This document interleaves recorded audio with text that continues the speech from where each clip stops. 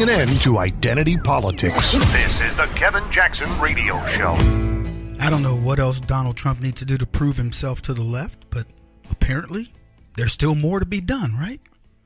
Welcome back, everybody. Kevin Jackson here, KJRadio.com, 844-551-8255. So what? Donald Trump's got the economy humming. He's got North Korea coming to the negotiation table. And I could go on and on and on. In 2009, they ignored North Korea.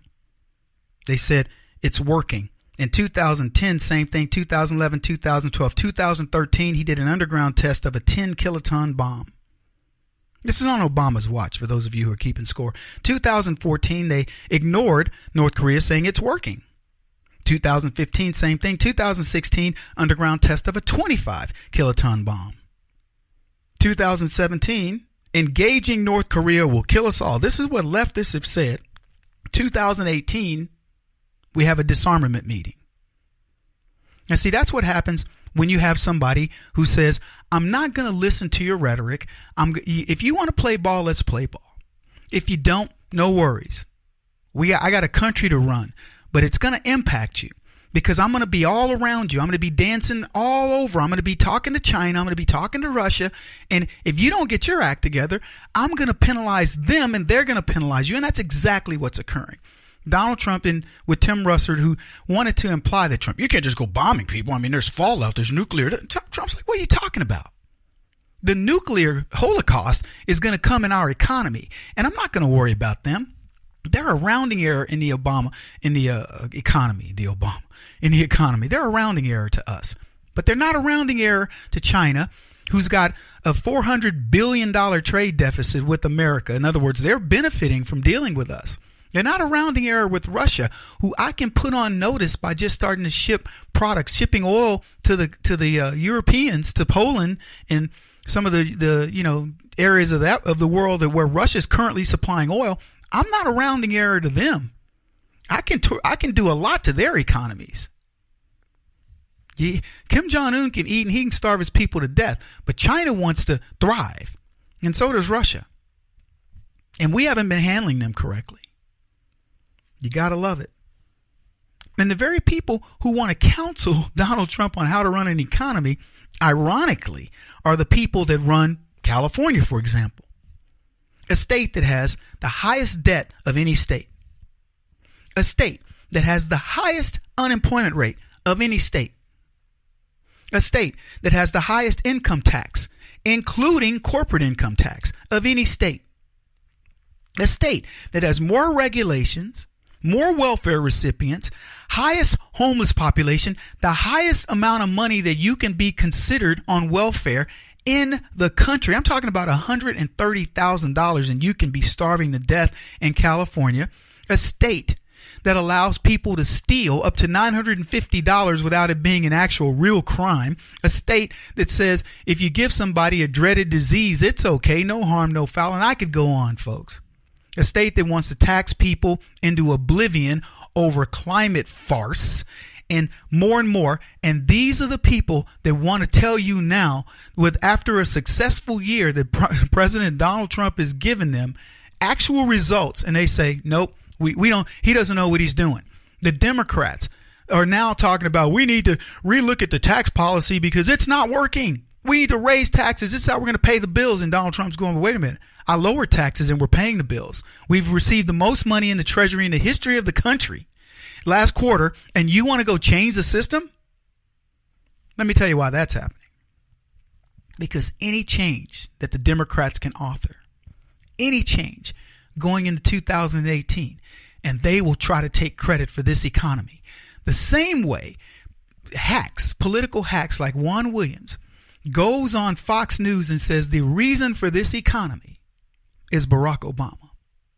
The only person who would believe that has to be an abject moron. There is nobody that believes that this economy is because of Barack Obama. The only way this economy occurs is because of Donald Trump. Hillary Clinton couldn't have done it. Ted Cruz couldn't have done it. Many of these other guys couldn't have done it. They flatly couldn't have. They did not have the vision that this guy's had. And we've been playing clips of, not so much today, we played one clip of him talking about North Korea. But you could go back and listen to Trump from 15, 20 years ago. He was saying the same thing. You want to know how to ruin something, folks? Put a leftist in front of it. Put a leftist in charge of it. This is what, I think it was CNN that wrote this. They said, President Donald Trump flipped years of international policy on its head in a 12-hour span on Thursday by punishing American allies for producing steel and aluminum and rewarding an American enemy with a presidential meeting. I mean, I want you to think about what CNN would have said if Barack Obama had said, we've got unfair trade practices, we have steel and aluminum, which are necessary parts of the American infrastructure, and I'm going to put a tariff on those. And oh, by the way, I've got a meeting. A meeting's been requested by North Korea because of my policies. What would they be saying about him?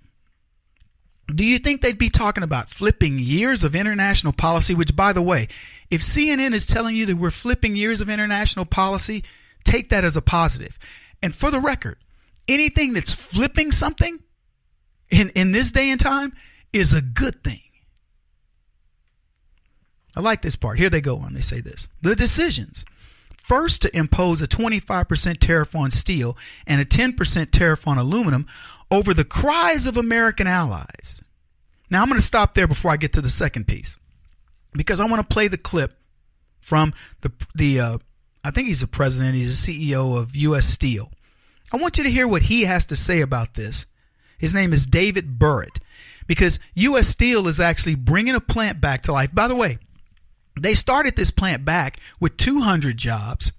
It's in Madison, Illinois, right across the river from St. Louis. They started this plant back with 200 jobs when Trump announced that when he was president, just said he was president, and we were going to build the wall. They started with 200 jobs. But here he is talking about the new jobs that are now being, the plant coming back online. Really excited to be able to tell our employees in the community in Granite City, Illinois, that we will be calling back 500 employees. This feels like the beginning of a renaissance for us. We're finally doing the right thing for American workers after decades of unfairly traded steel into the United States. So we're really happy and delighted to share with everybody that we're getting back on track after so many years. Mr. Burritt, the Granite City facilities had been idled since December of 2015. What happened? What caused the idling? Well, it's the unfair trade. You know, if you're not, if you don't have customers here to sell to and you can't make money, you have to shut them down. And we've seen our facilities go from 15 facilities here in the most recent years down to 7.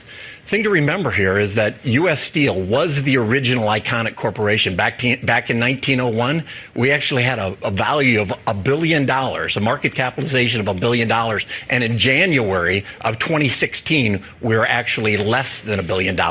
And here we are working hard every day, trying to get the things back on track. And we finally get some good news because we got some courageous leadership in the administration. And big thanks to Commerce Secretary Ross and certainly President Trump for taking the leadership and righting some wrongs. It's really important that we get this right, and finally it's happening. Welcome back, everybody. Kevin Jackson here. Now, this doesn't bode well for the Democrats, because I want you to think about this. Steel workers, these are union guys, are now getting their jobs back. They know why they lost their jobs, too, in the first place, because they lost their jobs because of the unions. But think about what this guy says. We went from 15 facilities down to 7. U.S. Steel was iconic. 1901, folks. We're talking well over 100 years ago. They had $1 billion evaluation. U.S. Steel should be worth $100 billion today. January 16, he says the valuation was less than $1 billion. What? How many people's watch did we see this happen? How many presidents said, let's take a look at this? And it's an industry that you build your civilization on. So we have that. The second thing that Donald Trump did, they said that and then I want to go back to what they said. The decisions first to impose a 25% tariff on steel and 10% on aluminum over the cries of American allies. And second, to agree to a meeting with the North Korean leader Kim Jong-un without detailed preconditions was quintessential Trump. White House aides, even those who were left in the dark on much of it, were nonplussed about the fact that the president was breaking the mold. Their collective response, this is what he promised to do. But Thursday represented more than just a campaign promise fulfilled. It signified a stark break from years of American foreign policy that looked to reward friends and punish enemies. Oh yeah, we've rewarded our friends and punished our enemies. I'm sure that's the way that many people see this. Barack Obama giving money to Iran in the dark of night. Yeah, that's rewarding our friends and punishing our enemies, meaning the American people. He won't stop until he's the top-rated radio talk show host in America. What kind of weird competitive freak are you? This is the Kevin Jackson Radio Show.